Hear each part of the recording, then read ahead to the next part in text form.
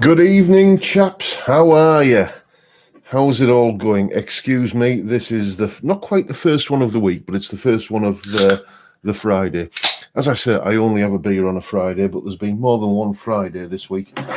My missus on Tuesday, she had, because she got wind of the fact that I had a pretty quiet day, and on Tuesday, when I had a pretty quiet day that I was going to kind of get stuck into some admin for the business and stuff like that, she got into her head that let's have one of those days where we turn the house upside down and, oh, no, that chair needs to go here. Oh, and the sofa needs to go here. No, hang on. No, can we put the sofa back there? And, oh, the coffee table needs to go here. That was the kind of day I had on Tuesday. So I had a beer or two on Tuesday night. How you all been doing? Cheers, by the way.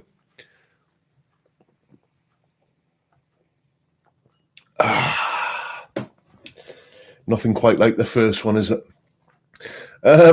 Yes. Somebody saying I'm drinking wife beater. What's it? Mickey Flanagan calls it a few pints of do as you're told.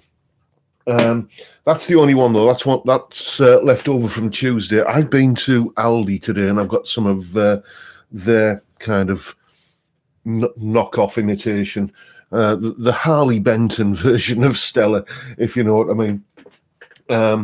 And that's what I'll be going on to next. How you doing, Bottleneck Bob? It's all going well here, thank you very much. While we're all just kind of settling in and getting warmed up, let me just tell you about a few videos that are coming up, as seems to be the custom when we kick off. Monday, as usual, there is a solo going up. I've just finished recording it about 10 minutes ago. So tell you what, a massive clue. Just think Santana, Peter Green. What song could that possibly be? Then there's one of these kind of comparison videos that I'll be doing about. This week it's going to be the Super Strat. It was the Flying V yesterday. So that's coming up, and I'm going to set the parameters pretty tight for that one. It's going to have to be a pointy headstock thing of some description, and it's going to have a locking trem and like a humbucker single or HSH kind of configuration. And then I'm debating whether to kind of send off for another wig, actually get a mullet wig and do that, because somebody's bet me that I wouldn't do a video in a mullet wig. Well, we'll see. What else is coming up? There will be, hopefully, if I can get round to it, a look at Native Instruments guitar rig and another kind of one of these whatever comes into me head type videos about, how to do this kind of cool thing or how to do that cool thing. So that's what's on the cards this week. I'm cranking out, including this live stream here. I've gone from 2 videos a week before the lockdown, and I'm now putting 6 a week out. And do you know what? I'm really having fun doing it.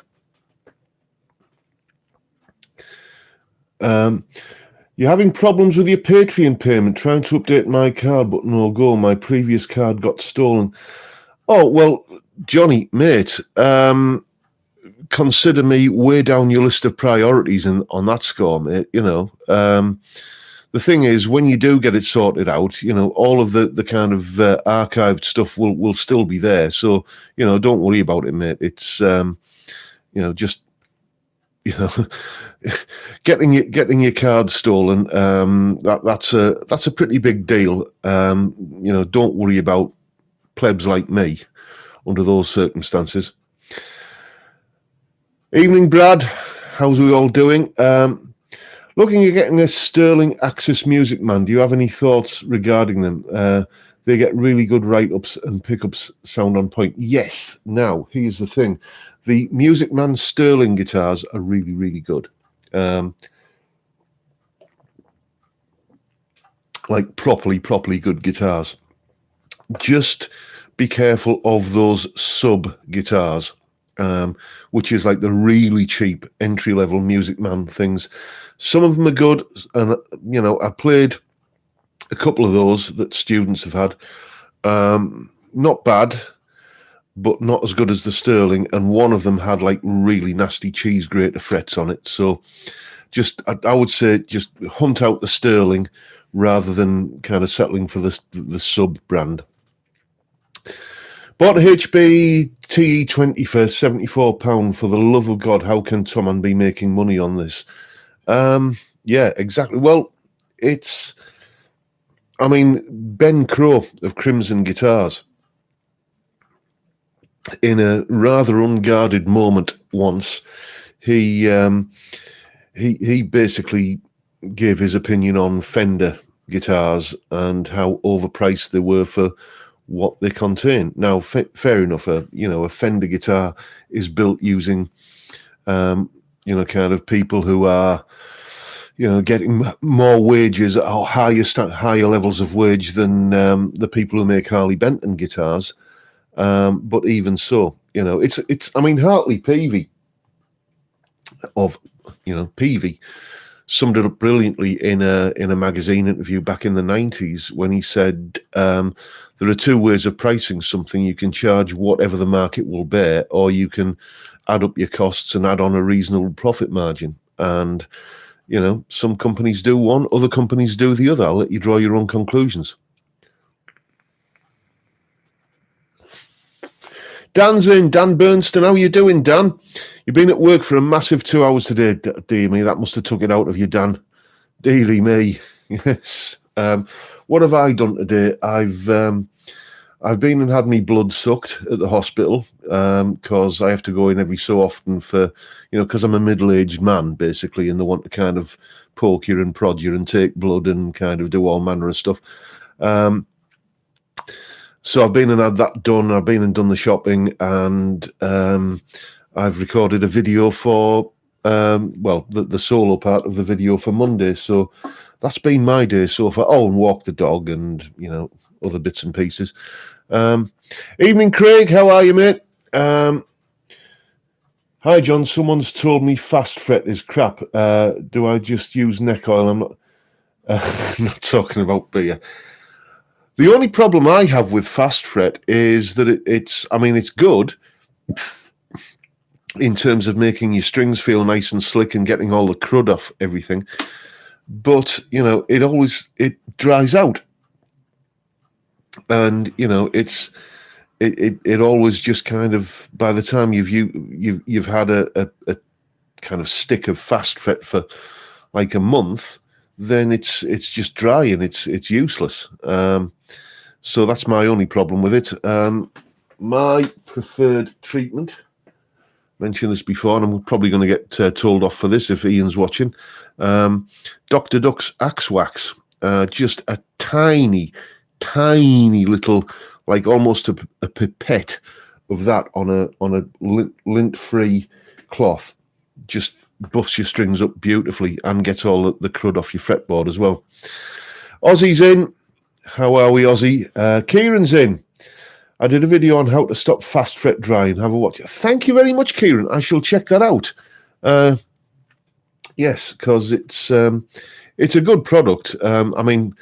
To be honest with you, at a push, you can use Pledge or Mr. Sheen. I've seen that used. I've used it myself before, and too many treatments of it, it tends to dull the strings, but it does get the crud off them reasonably well. The one thing I've never been able to get the feel of right are these coated strings, these Elixir coated strings. Evening, Dan. Pipette is a big word for a Friday, John. Yes, it is. It is. But then again, this is the first one, and as is the custom, it's curry night in the Robson household tonight. We're not getting a takeaway. I've got. I make my own curry, and batch cook it and freeze it. And I was going through the freezer the other day and I found a batch. I thought that'll do. Evening, Joel. Do you like my new glass, by the way? Got a new beer mug. It's, I don't know if you can see, but there it is. It's the Stara Pramen one, or Stroppy Barman, as we call it. Excuse me, the pollen is strong today. But yes, took the dog out for a walk on Sunday morning. and we lived just around the corner from a pub. And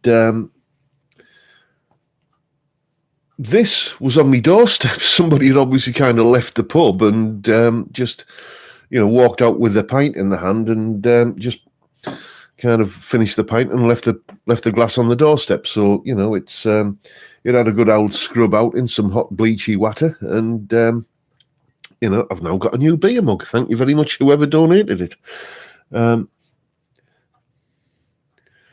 Bit warm for a ruby. No, it's always the right weather for a curry. It always. It's just I could happily live off curry. I just could. It's give me curry, give me beer. I'm a happy lad. Anyway, chaps, that's the first one out of the way. Excuse me a second. Yeah, yes, as I said, this is the Aldi Saint Etienne. It's as I said earlier, it's like the Harley Benton version of Stella,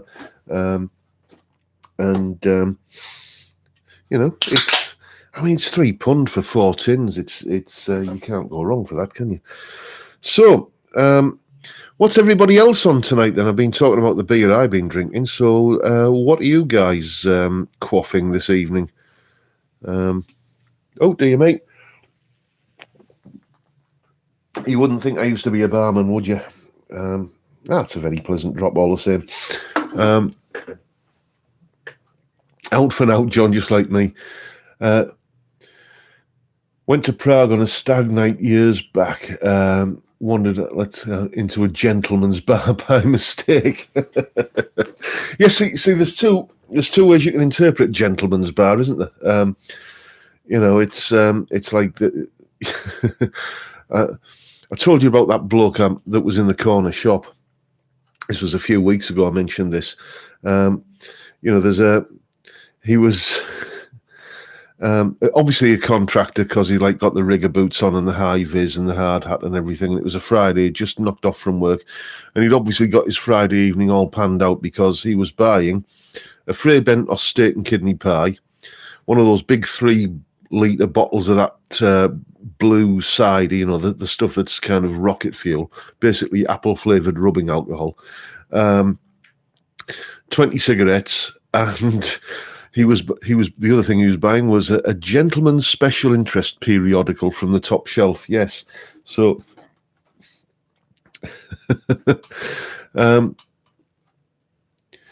you can't stand curry or beer, Alan? Dearie me. What on earth is wrong with you? Skunk and Stella, dearie me. Yes, well, that's going to get messy, isn't it?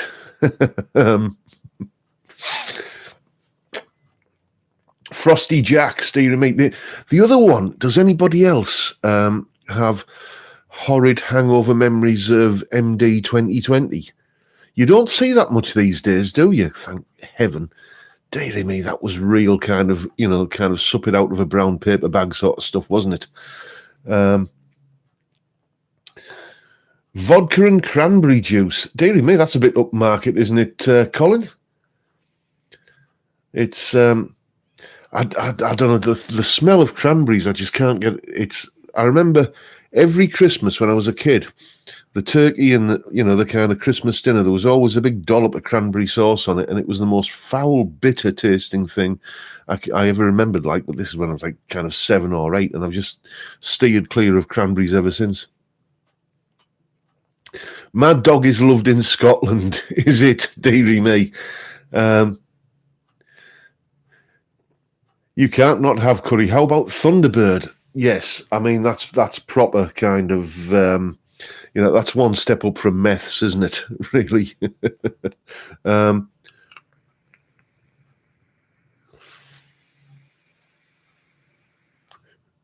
cranberry juice is ice cold from the fridge. Well, okay, fair enough. I suppose that'll dull the taste a little bit. Who's on the Blue Nun? Dearie me, that was quite the sophisticated drink in the 70s, though. I seem to remember. If I remember when my parents occasionally used to, have dinner parties because they used to do that. So it was always the kind of fondue set and the bottle of Blue Nun that you knew that somebody posh was coming round. MD 2020 was back of the bus. Preloading drink often led to end of the night evacuations. Yes, it was. Yeah, that was. It was always the stuff that you used to get sort of tanked up before you went to the school disco, wasn't it? Buckfast tonic wine and dark rum is my hangover memory. Oh yes, dear me. Can I just be a little bit smug at the moment? I don't get hangovers. There you go. I genuinely don't. I used to. I kind of went teetotal for about 6 years in the mid-2000s because I had the worst hangover imaginable. And I just thought, never again. And I didn't for about 6 years. And then one Christmas, I just thought, to hell with it, I'm having a pint.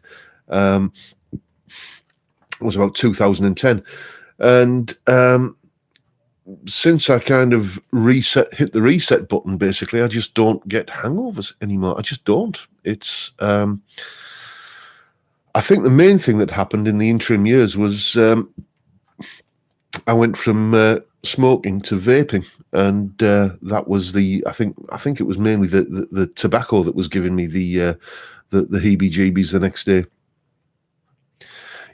Dan gets hangovers from hell nowadays. Who was it that said professional? Honestly, one of the upsides of this current situation is the complete halt of those obnoxious stag parties. Yeah, I've got to tell you, I agree. I got married in 2000, right? So it's all right, 20 years ago, but it wasn't sort of in ancient times. And my stag night was me and about half a dozen mates just doing a pub crawl around the town, which ended up in the curry house, and that was it. And it was great. I've never sort of understood this thing where you have to have like 50 lads on a plane to some far-flung destination just because it's a stag night. I don't know. But then again, maybe it's a sign I'm getting old. I'll read Bonnie, lads. Is that a Geordie, Greg?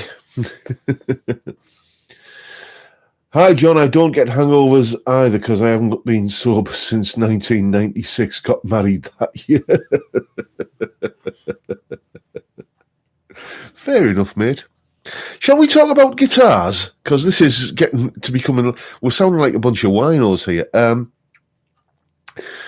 Yes, I almost bought another... This is another week where I almost bought another guitar. Wandering up the high street, and there was a beautiful looking thin line telly. Not sure exactly the model number or the model name or anything, but it's a beautiful thin line telly, 2 P90s, lovely sunburst finish, 22 fret neck. So I'm thinking, that probably makes it one of the upper echelon of Mexican built ones. Honestly, it looked absolutely drop dead gorgeous. Maple neck, beautiful looking thing. And it was only like a cheeky 400 quid, and that was, I thought, I'm so tempted. And I thought, no, I'll go home and consider it. And if I come back up the high street again and it's still there, I might go in and put a cheeky offer in, see if I can kind of get a bit of money off, Because I don't know if you know that, but cash converters, go in and barter. It doesn't work every time, but, it's worth a punt. Sometimes, if something's been hanging around, it's... I'm loving Craig, you got your Gordon Smith. I'm loving the Gordon Smith. I've just got possibly the best guitar I've ever played. This is it, Craig. They are a hidden gem. You look at pictures of them and you think, well, yeah, okay, so it's like a Les Paul Jr., Les Paul special kind of thing. And you don't really kind of get it until you pick one up and play one. And a similar brand, I used to hang about on on a forum called Guitar Blast many years ago, and there was a lad on there called Parker, Canadian lad, and he used to kind of preach about this brand called Campbell American Guitars, which I vaguely remember seeing in the back pages of guitar magazines years ago. I don't know if they're still around or anything, but he used to absolutely swear by those. And it's, again, that small little niche manufacturer.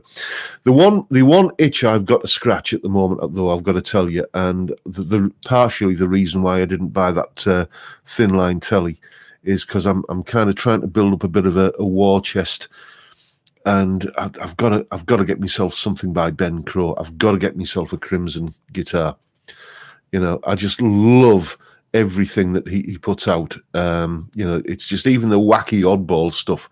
You can tell when you see him building it that it just the passion and energy and the love that he has for it is just.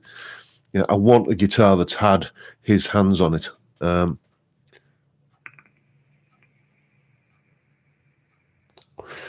John, Udemy offer discounts for new customers. Do you lose money if people order with a discount? I want to buy one of your courses as my... Okay, here's the thing with Udemy. I set the price and then Udemy just ignore that price and price it as they see fit. And that's fair enough. I mean, Udemy are the biggest player in the marketplace when it comes to selling online courses. So, you know, if they're going to kind of bat them out cheap, pile it high, sell it cheap, I'd rather sell, you know, something for a £5 to 1,000 people than sell it for, you know, 40 quid to 10 people. Do you know what I mean? It's that kind of deal. So they've got the reach, and, you know, until somebody else comes along and challenges them.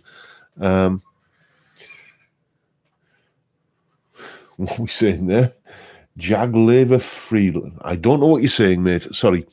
Hi, John. Ever had a Reverend guitar? I've never had one, but I've played one. You know, before lockdown, I used to get like upwards of, you know, maybe 20, 30 people a week coming to this room, all with, you know, I mean, the number of Squire Strats that I've played and the number of Epiphones and the number of, you know, kind of all of the usual kind of suspects. But, you know, occasionally something nice would turn up, and I'd just sit and have a bit of a noodle on it. And you know, this guitar needs setting up. Leave it with me for a couple of days, and I'll. I didn't used to do that, but you know, it would have been a nice thing. But yes, I have played a Reverend guitar. John Robson face naps. No idea what you're saying.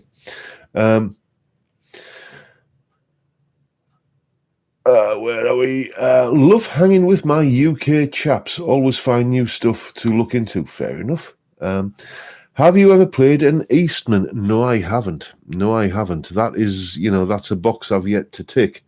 But again, have you ever seen a bad review of one? I haven't. I've just run out of mods to do to my Harley Benton TE70RW. Might get some strap locks, but don't know if I can be bothered. Don't bother with strap locks. Just get. I don't know if I've still got them here somewhere. I ordered like a bunch of, you know, the little kind of rubber washer things that come off the top of Grolsch bottles. Just kind of slip one of those on over the top of your strap. The thing about strap locks is they work until they don't. I used to put Charla strap locks on everything, and it's when that little spring gets tired and suddenly crash.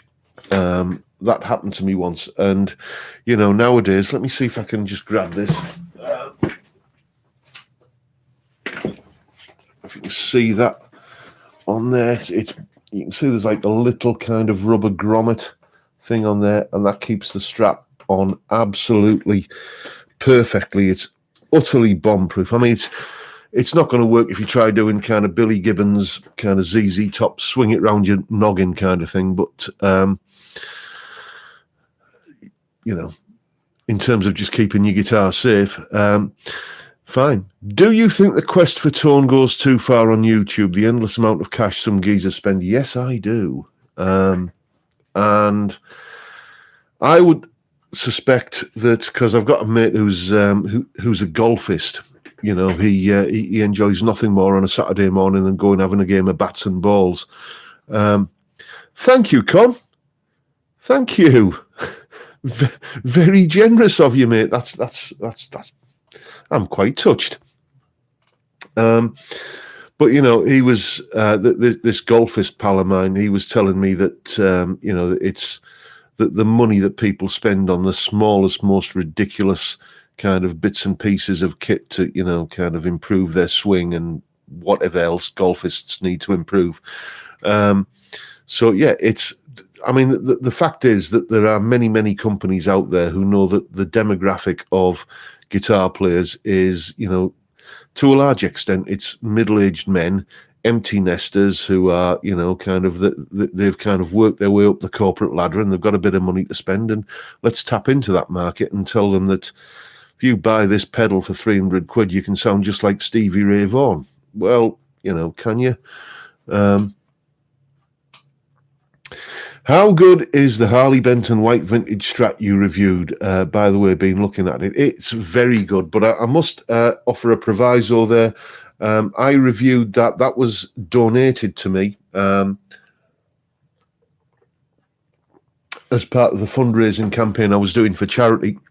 And the guy who donated it had done a proper setup, put like a nice big fat brass trem block in it. And it was a fantastic guitar. I was very tempted to pull the trigger and just buy that off the charity, but myself, because it was a beautiful guitar. But at the time, I just kind of spent the money on buying that Cabronita style telly off the charity, and I was a bit short that month. But yeah, fantastic guitar. It might need a bit of a setup though. I bought a Hawthorne Ampero 1FX pedal amp model unit recently. It's absolutely fantastic. Great tone out of it. I'm very pleased for you, mate. I'm very pleased. There's nothing like finding a piece of kit that just kind of where it just hits that sweet spot and you just kind of find your kind of mojo. I mean, for me, for many a year, it was the Tone Lab. Fantastic piece of kit. I'm really enjoying your Udemy course on lead guitar playing, John. Having lots of fun with it. Never been a lead guitar player, but excuse me, that's gone up. That's scrolled up too fast. Let me scroll up there. Oh no, my mouse isn't working. I'm already throwing stuff together, and yeah, I'm middle-aged. Aren't we all, mate? I prefer to say in the prime of life. Bassist, by the way, but like your channel. Oh, thank you, Paul. Thank you. Well, welcome to the guitar community. I suppose I could say I'm a bassist. I play bass on all my recordings, and if there was a shilling on offer, I've done bass. I've played bass dep gigs.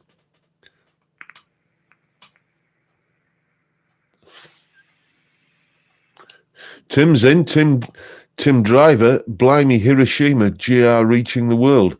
Not quite sure what you're talking about there, Jim. There's been a few of those tonight, but I think that's probably more a reflection of my grasp on reality than anybody else. Has anybody else figured out what the solo is on Monday, by the way? Let's come back to that one. I gave you the clue earlier. Santana, Fleetwood Mac. What song could possibly link them, and what solo?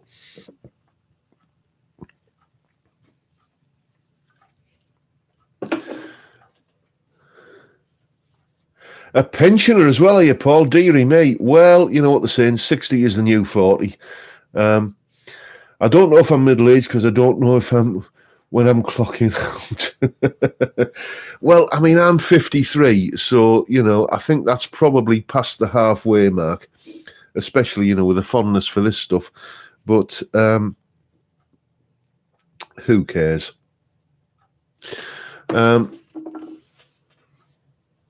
Black Magic Woman, that's the one. Yes, indeed. It wasn't exactly a cryptic clue, was it? No, not Albatross Ozzy. Santana didn't do a version of that, but I'll tell you who did. Wishbone Ash. I'm not like a massive Wishbone Ash nerd, so I don't know if they ever recorded it, but they certainly did a version of it when I went to see them in the early 80s at Middlesbrough Town Hall. They did it as one of their encores.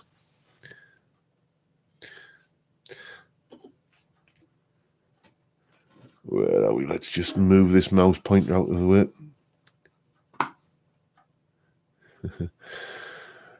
You're 64 next Thursday, Bob. Well, you're looking well on it, mind you. I can't really see your thumbnail there particularly well. Dear me, I can't pour a beer tonight. I feel like I should put a flake in that. Anyway, cheers, everyone. I'm not middle-aged. How many 138-year-old men are out there?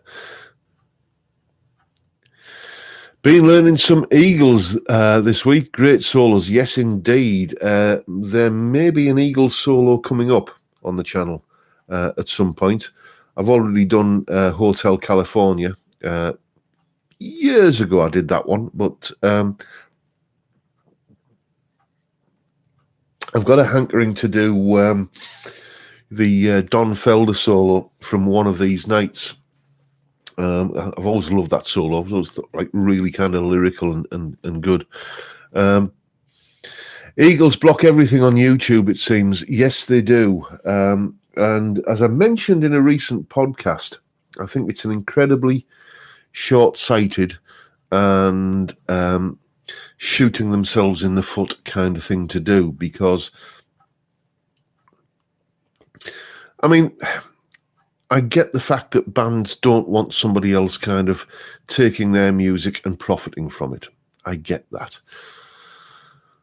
But, you know, there is such a thing as a fair use policy. And if I or any other YouTuber, I mean, I'm thinking of primarily someone like Rick Beato, or if they do a video, an educational video about a piece of music, and that reaches somebody who's never heard of that band before, then maybe that might just be the spark that that kind of sends that person to go and check out that band's back catalogue.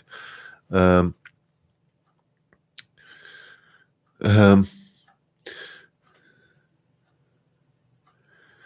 Felder was the Eagles with Joe Walsh. Yes, I mean that very short-lived lineup, which was essentially Hotel California and then The Long Run, wasn't it? It's you know, I mean, the Hotel California, I mean, what can you say about that album? It's just iconic, isn't it? It's up there with Sergeant Pepper and, you know, kind of Miles Davis's Kind of Blue and, you know, other great works of art of the 20th century, I think. But I'll tell you what, if you enjoy a good read, then read Don Felder's autobiography, Heaven and Hell, and it's a fantastic read and very, very eye-opening. Why would a band not want people to want to learn their songs and even further restrict the vids of when it comes to... Yeah, okay, exactly. I mean, some people say it's the record companies, it's the lawyers and stuff that's doing it, but, you know, the fact of the matter is that there are bands who are on this record label that won't get you blocked when you do them on YouTube, and there are bands who are on the same record label, you do something of theirs and it will get you blocked. So, hey-ho, I don't know. It's the thing that I wouldn't say it keeps me awake at night or kind of angers me, but it does kind of irk me a little bit, is there is such a thing as fair use policy. You know, in law, you can quote somebody else's work in context if you're adding something to it and making, you know, some kind of educational work based upon it. And, you know, when things like that start getting blocked, I think it's just it's a little bit the thin end of the wedge, really. Anyway, let's not get too down about it. Yeah, they'll be the richest forgotten rockers in the graveyard. There is a lot of truth in that, mate. Yeah, you're not wrong.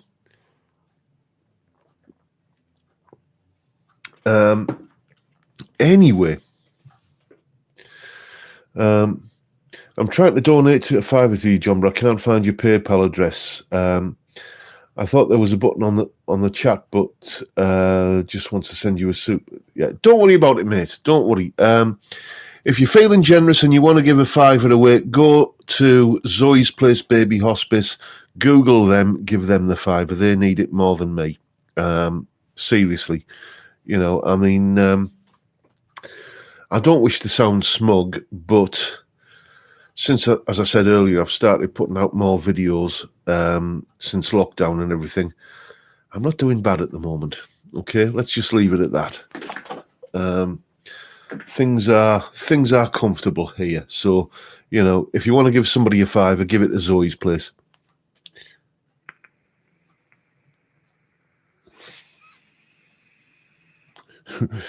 Pythagoras should stop anyone using his notes. Indeed. Yes.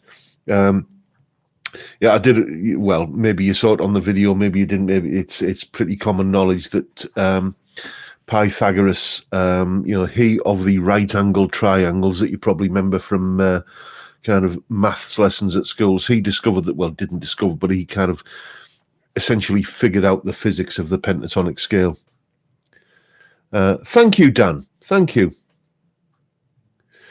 Your championing of Zoe's Place renewed my faith in human nature, John. Yeah, well, I mean, thank you.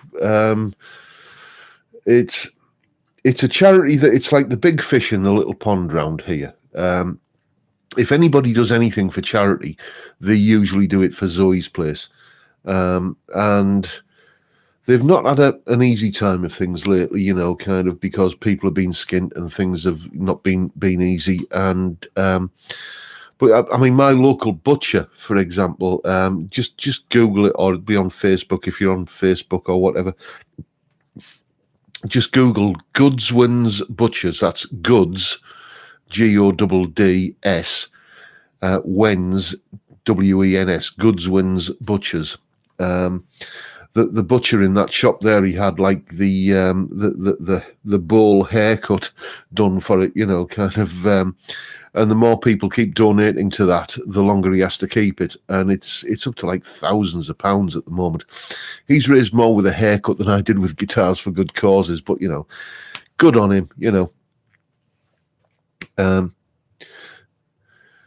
Oh, you bought the T-shirt. Thank you, did you, Malcolm? Right. Yeah, what's happening with the T-shirts is, as I said last time, I'm checking in every month to Teespring to see what the T-shirt has earned. Last month it had picked up, I think, 60 quid or so. That went straight over to Zoe's Place. I must take a screenshot of that actually to kind of illustrate that.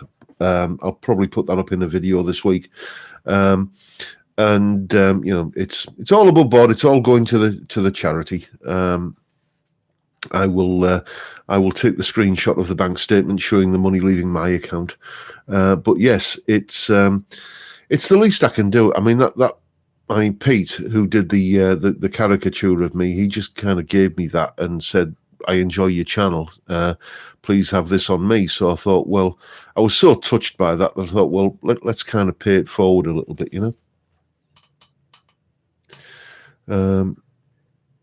We trust you, John. Thank you. Yes, it's nice to know.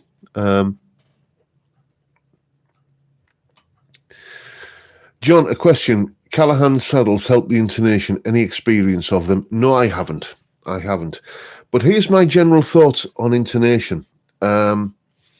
People spend enormous amounts of time getting like a strobe tuner, getting the intonation absolutely perfect.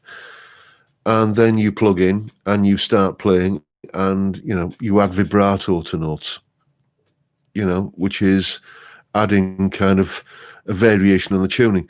I'm not saying don't intonate your guitars. I'm not saying that remotely, but what I'm saying is it's, as somebody was saying earlier, the ongoing quest for perfection in tone and the perfection in this, that, and the other.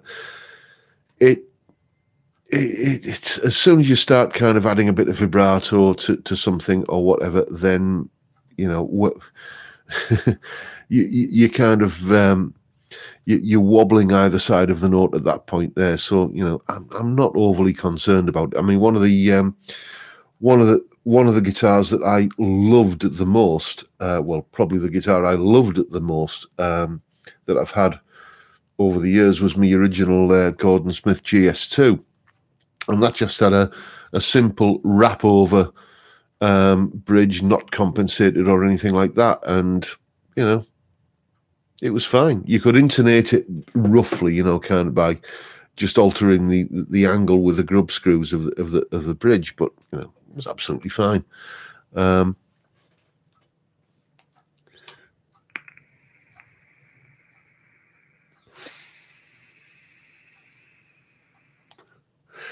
Thanks to John, I was able to weld my iron gear pickups to my telly. Thank you, John. Well, you're welcome, Ozzy. Yes, that was been a bit of an ongoing saga, wasn't it, Ozzy's Telecaster? But please, you got there in the end, mate.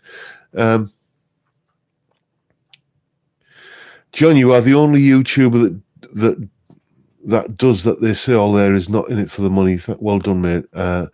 I knew you were 100%. Thank you. Well, thank you too. It's just I'm just me. You take me as you find me. I mean, there are plenty of people on YouTube who don't like me. I was one of the comments that I think came from a spam account, so I reported it as spam on one of the videos this week. It just said, "Hello, chaps. What a..."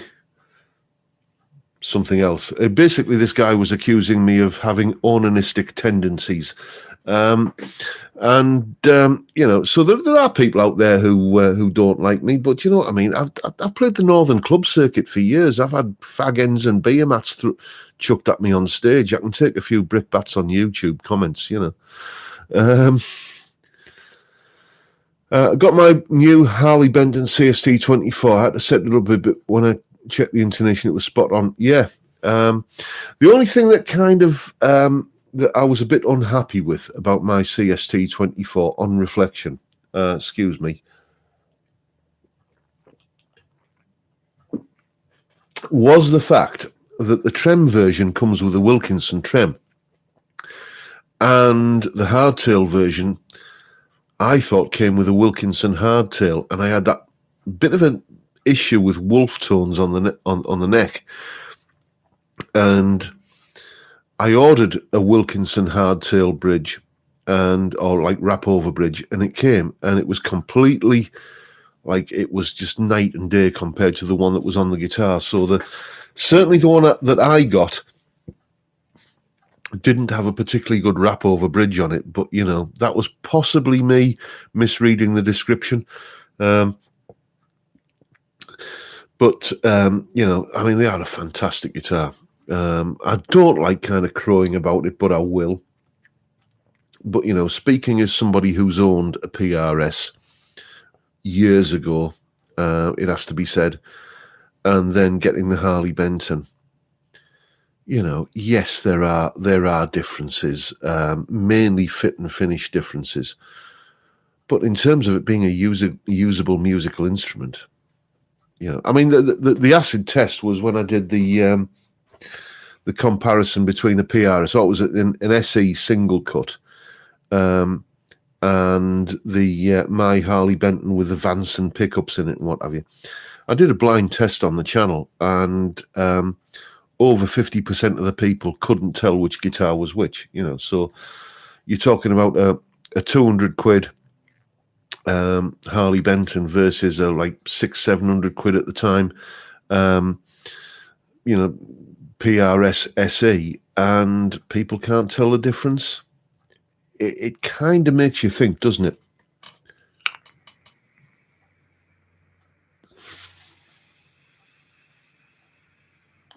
Stevie Hoggertson, how are you, Steve? Missed you the last couple of weeks, mate. What you been up to?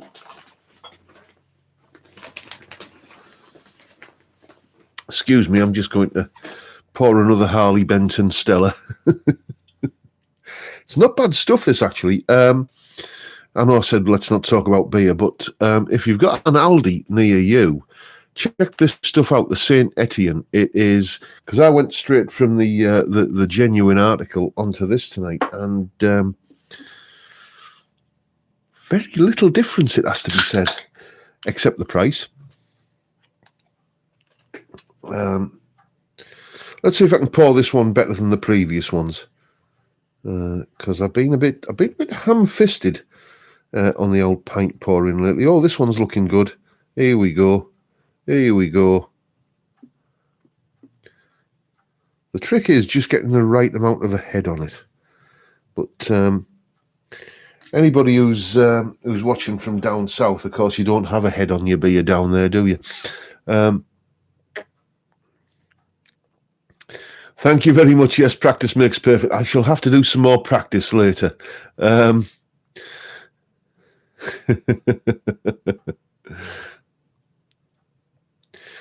John, what pick do you use? Picks are doing me head in. I saw Albert Lee use a fat one. I think it's the one for me. Maybe a vid. Okay, right.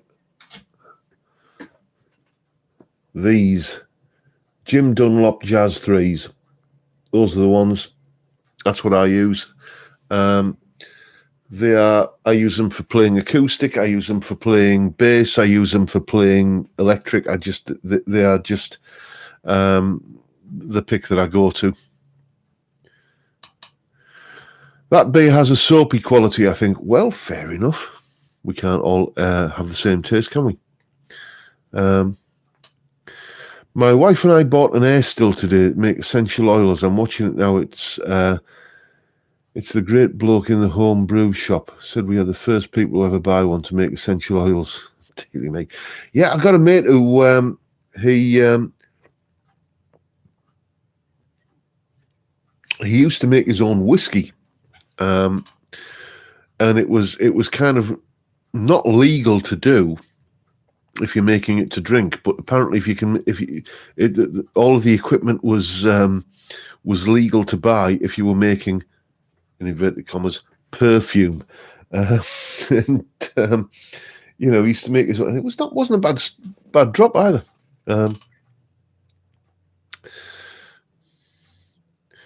Thank you. Are they 2mm? I don't know.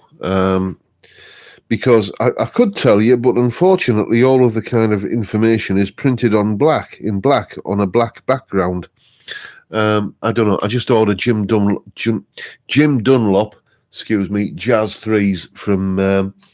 I would like a bunch of them every time I put in an order at Strings Direct, because, as you know, whatever colour plectrum you've got, as soon as you drop it, it turns the same colour as the carpet, doesn't it? I'm a wuss and I use 0.5s. Well, I mean, the received wisdom is that use a heavy gauge pick because there's no give in it, and then you don't kind of have that lag in between going to play the note and the note actually happening. But KK Downing, fantastic guitarist, and not a bad turn of speed about him either. He uses like really thin Jim Dunlop nylon picks, and doesn't seem to hold him back. So,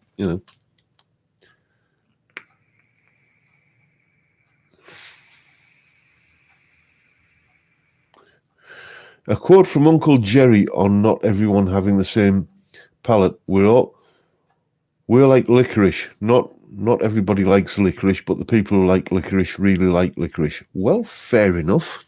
I mean, you could substitute the word Marmite in there, couldn't you? Yeah, Brian May uses. I used to use, actually, because I've always preferred like a fairly. I was going to say something. I've always preferred a fairly rigid plectrum. I won't tell you what I was going to say. And I got into the habit in the 90s of the local music shop in Middlesbrough, Williams, used to sell these brass plectrums, and they were absolutely fine. They were beautiful. it just really kind of suited the way that I play it. But I was chewing through strings like a man possessed, so through strings like a man possessed, so I thought, yeah, and, the Strat that I was using at the time, it was one of those late 80s, early 90s Japanese reissue Strats, EMG pickups in it. And I was gouging holes in the pick guard with this brass pick. So I thought, yeah, maybe want to rethink that. KK Downing owes you a pint. Please elaborate, Steve. Please elaborate on that one.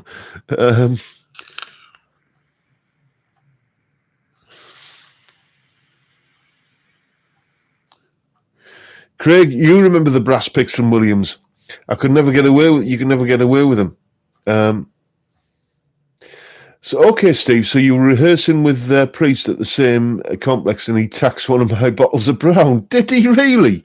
The cheeky bugger. Here you go. That's another solo that's coming up on the channel, by the way. There will be a Priest solo coming up at some point.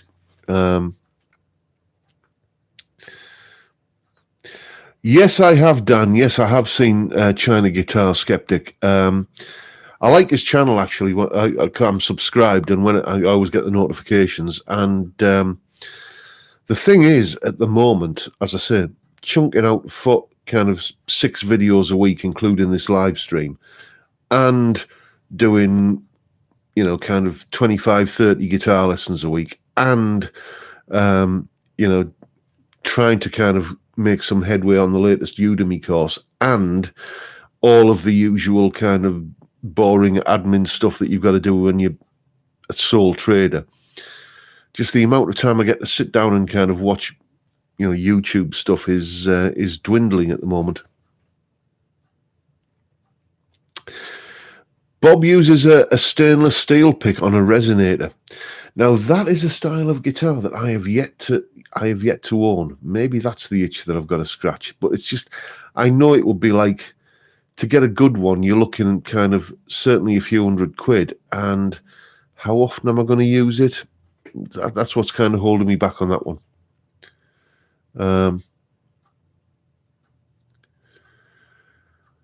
Yeah, as I've just said there, Indy. Yeah, it's the funniest thing was actually, for years I listened to Dire Straits, Romeo and Juliet.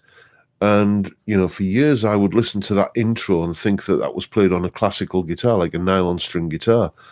And then when you see him play it and he's doing it on a resonator, hang on, I got it wrong all these years.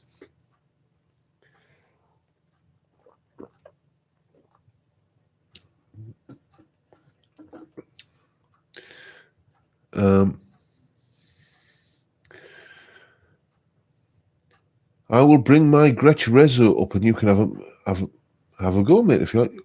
Bob, you're on, mate. Just, you can find my email address. It's on the website and everything. Yeah, let's have a bit of back and forth and we'll set that up. Fantastic, mate. Thank you, by the way. I used my resonator for 2 songs, but I couldn't play them on anything else. Well, fair enough. That's it. That is the definition of a useful guitar, isn't it? It's the guitar that you can't find any other guitar to play it on.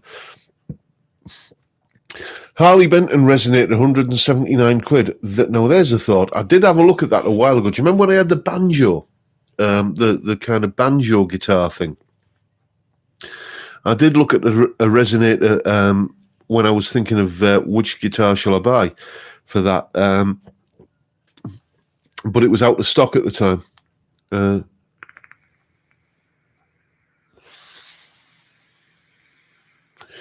So Mark Knopfler playing at the NEC in Birmingham, not one amp on stage, all using Kemper, sounded amazing. Yeah, well, this is the thing. I mean, the thing is, Mark was probably one of the most honest musicians who uses a Kemper, because many musicians, especially when you kind of turn on Sky Arts and you see this year's Download Festival or Isle of Wight or, kind of whatever.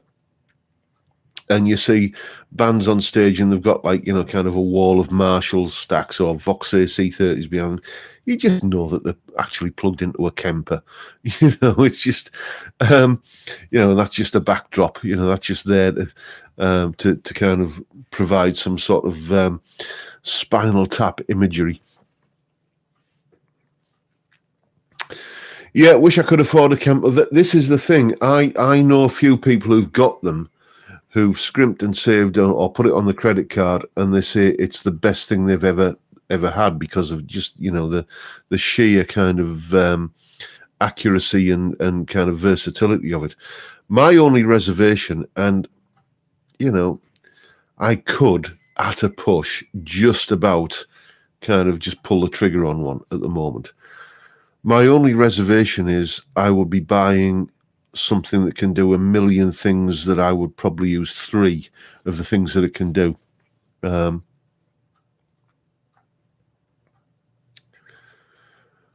John, I worked for a guy that used the bow, but I can't remember his name. Fair enough. It seems everyone is using the Kemper or Axe-Fx now. Yeah, I'm not sure it was one of the first generation of Axe-Fx's, but it was certainly an early one back in about 2009, 2010. I had it I didn't own it, but I had it on extended loan. And again, that was the thing. It was it was so powerful and so, kind of versatile. And I'm thinking, I'm going to use such a small percentage of the capabilities of this.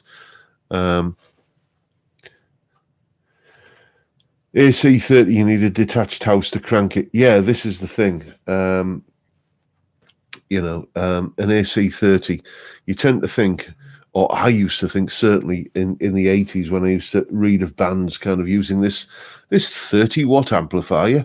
How can that be loud? And then you stand in front of one and dearie me. I was a bit gutted when I found Coors Marshalls weren't plugging it. Just used the Vox behind them, any stacks. Didn't affect the jams. Yeah. I mean, it's the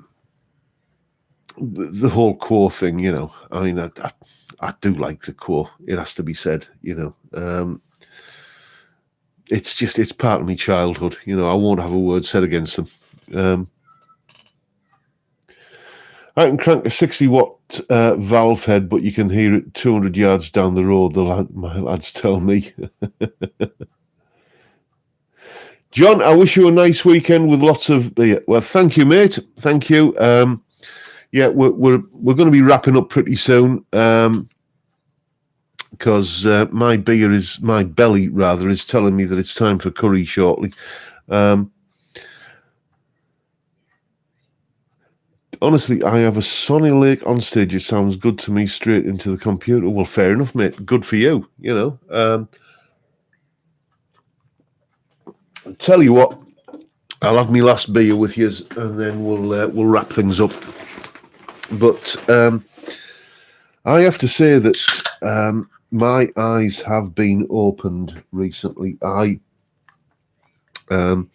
As you know, I was a devotee of the Vox Tone Lab for many, many a year. There was just nothing that gave me anything like the sound. I mean, because I'd gone through the whole gamut of Line 6 pods and, Boss Cosm processors and what have you. And the Vox Tone Lab was the only thing that got me the sound that I wanted. And then I discovered amp sims, belatedly, because I'd had a bad experience with Amplitude back a few years ago. And, I mean, for instance, take a listen to the solo that's going up tomorrow. I'm using this guitar, the Gordon Smith, and it's going into the Blue Cat free amp with a free impulse response from Red Wires. And it's the best guitar sound I've ever had. It just I think it is anyway. I mean, it's not really for me to kind of be objective about it. But thank you, Indy. See you next week, mate.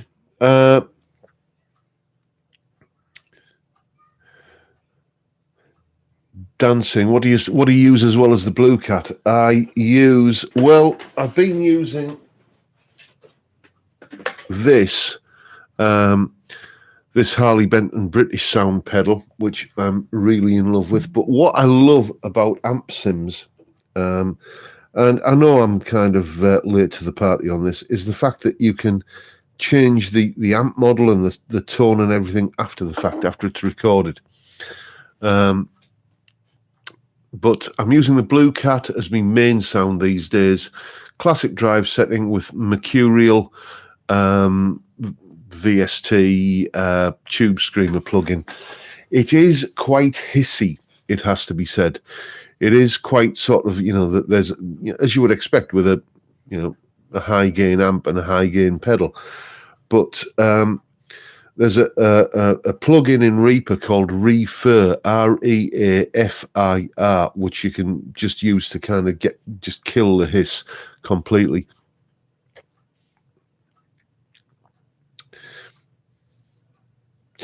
Does the guitar matter so much with an amp sim? Yes, it does. I can definitely hear the difference between the Gordon Smith and the Telecaster and the other guitars. I've got the Frankenstein Telecaster makes an appearance in Monday's video, by the way, and yes, you can definitely hear the difference.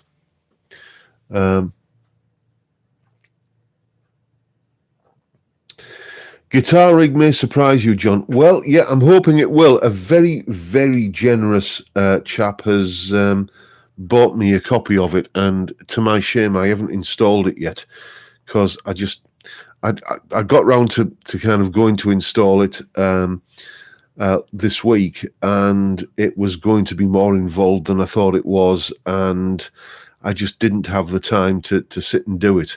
But because we were moving furniture around, as I said earlier, the wife was like, "No, let's try the sofa over here." "Oh, no, it doesn't quite work there." "Well, let's move the armchair there, and then the sofa here." "Oh, and the coffee table would look good there." "Oh, no, it doesn't." So I had all of that to sort of deal with on Tuesday when I should have been installing software.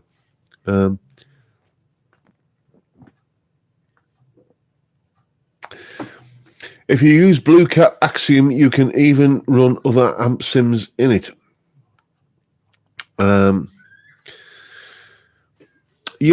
People keep trying to sell me on Blue Cat Axiom, but again, it's another one of these things. It's an outlay of money, and I'm sure that it's absolutely fantastic. But I need a clean sound, a crunch sound, and a lead sound. Few variations on each, and that's pretty much it. And I'm a bit wary of spending, hundreds of pounds to get like a million things that I'm going to use half a dozen of,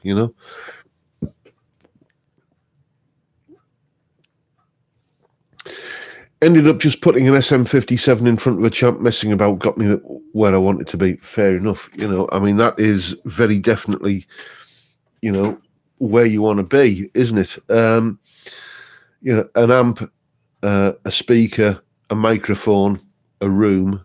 That's what we're all trying to recreate. And if you've got the kind of facility to do that, then go for it, mate.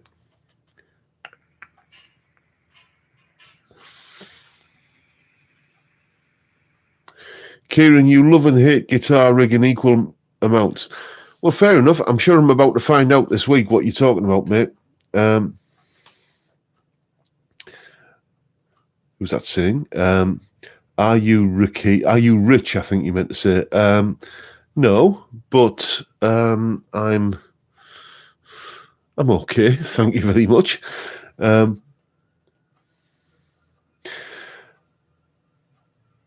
I do think that DSP-based tech like the Kemper is the way forward. No reason to be playing with valves other than historical interest. I like playing with old electronics. It's my hobby. Yeah, I mean, this is the thing. There will always be people who say the old way is better. Okay, that's just, it's like the old joke, isn't it? How many folk singers does it take to change a light bulb? 7. want to change the bulb, 6 of his mates to sing about how good the old one was.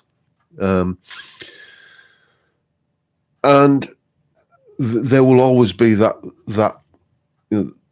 mindset that the old ways were better. But it's about where the mainstream goes, I think, and mainstream opinion seems to be at the moment. Well, as I said, just look at any festival. Everybody's using Kempers, even if they're not being honest about it.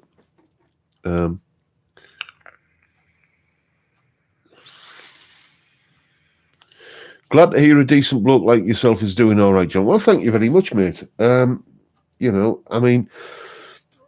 Self-employed sole trader, you just do what you can. You have no sickness plan. You have no kind of, you just live from month to month. And I've been doing it for 30 years now, and it's just become the new norm. So, you just get used to it, really. Please keep the beer o'clock live videos going. Great excuse to have a beer early. Well, yeah. I started this live stream when the news broke that the government was shutting the pubs because of the old, the old cough that we're not supposed to talk about. But I'm enjoying it. This is part of my week now. This is just a regular thing that I enjoy doing. So, I'm glad you guys enjoy it as well. I'm just looking at the figures here. There's always, we're about 135 people watching at the moment, which I know is, there are some YouTube channels that count their viewers in thousands, but you know what? I don't measure things in that way. I'm enjoying myself, and I'm glad you lads are.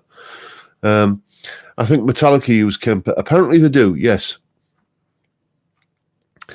Valves are great, but they have a mind of their own and don't always want to play nice. Yes, I can attest to that fact. My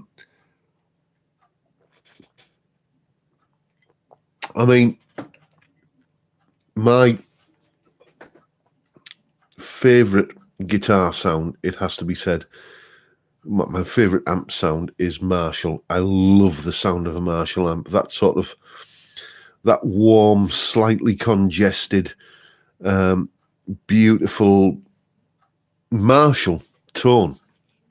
And I've used Marshall amps right from the sort of late 80s when I got my first one, and I just love the sound. But if there's one word that you cannot use in the same sentence as Marshall, it is reliability.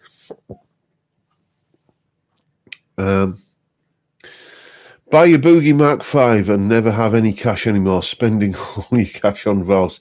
Yeah, this is it. And the other thing is, as well,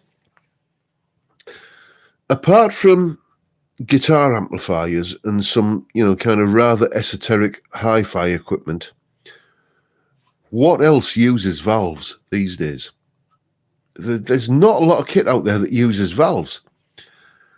And if not many people are using valves, how many manufacturers of valves are going to continue making them? So I think that the issue will be forced at some point when you just can't buy valves anymore. I don't think it's happening anytime soon, but it will happen, I think.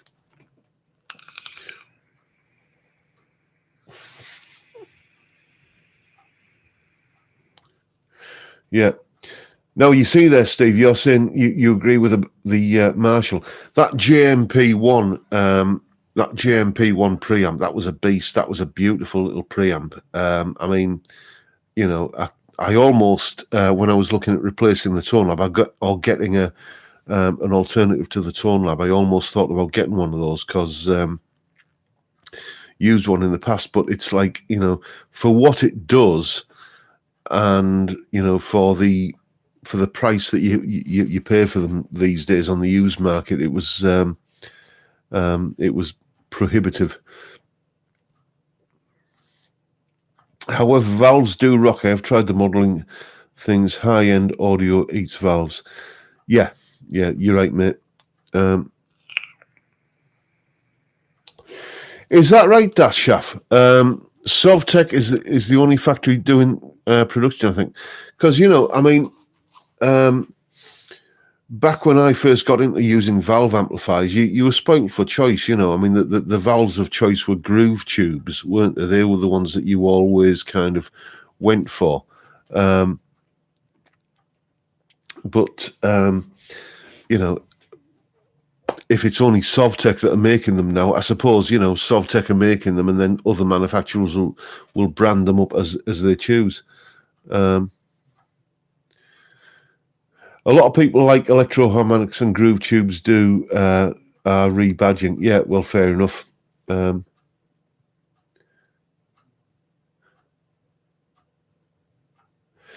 Okay, Johnny, I think Daryl Braun Guitars did a vid and explained how many tube makers there are. I think it was 2, one in Russia and one in China. Well, fair enough. How do valves sound at low volumes? Yeah, not so good, it has to be said. I mean, I've had 1 or 2 students, it has to be said, over the years. You know the kind.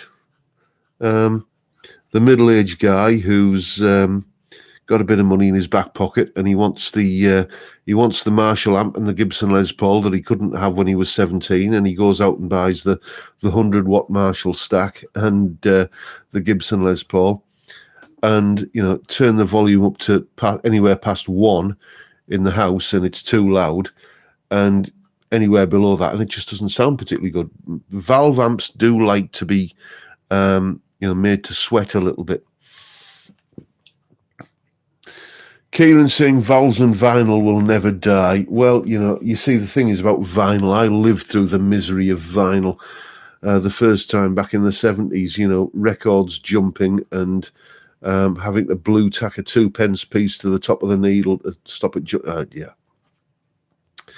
No, I'm not nostalgic about vinyl at all, I have to say.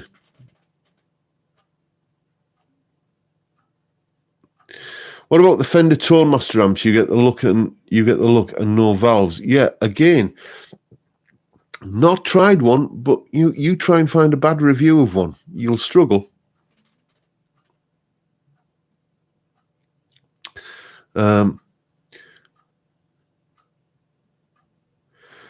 Okay, Steve's pitching in there. JJ Electronic in the Slovak Republic, Shangwan in China, 5G valves. So fair enough. The best sound I ever had was a valve combo with smoke coming out of it. I heard exactly the same thing. I think it was Angus Young was being interviewed in Guitarist many years ago, and he was saying that when they were recording Dirty Deeds, the amp was actually on fire, but the engineer said, no, keep playing, this sounds absolutely amazing.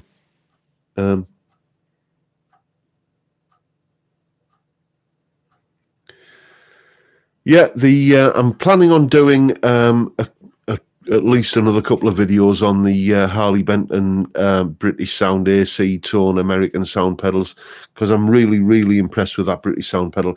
Anyway, chaps, I'm almost at the end of my beer, and I'm absolutely Hank Marvin for me curry.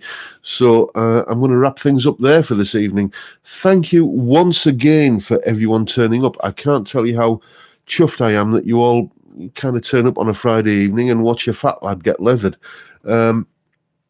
I put the thumbnail up usually about 4 o'clock or wherever, and it's kind of it goes from like 0 viewers waiting up to like kind of 30 to 40 or whatever, and it's really touching that you all turn up to kind of sit and have a natter with me on a Friday. But as I say, I'm hungry and I want me curry. So once again, folks, thanks again. It's been a blast. Have a great week. Some great videos coming up. Stay tuned. And for now, time, gentlemen, please.